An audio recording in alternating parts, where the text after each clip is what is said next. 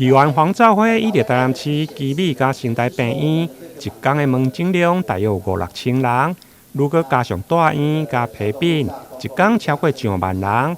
因此，对着医疗院所附近的交通，时常造成塞车。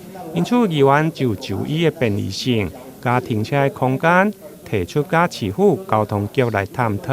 这一次我们开始就是比较强调说，行人过马路的时候，那个车辆都要停，都要等嘛吼。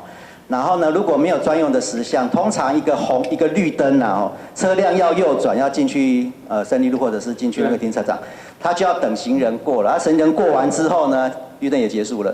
所以大概一个红绿灯一个绿灯的时间，顶多过1、2辆汽车而已。那后面就是一直塞。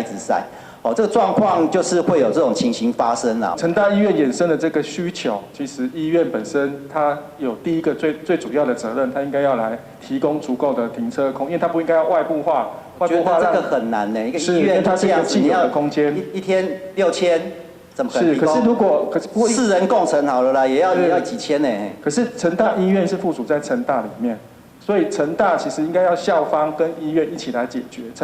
如果成大自己都不提供成大内部自己的空间，是否没有那么多停车场的用地？站在我们市府的角度，除了停车的问题，另外议员也提出大众运输，包括公车路线的规划是不是有够，甚至先进的捷运系统的延伸甲串联。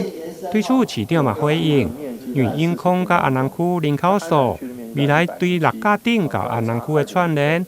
嘛将列入长久的规划。台南新闻林跟张硕伟采访报道。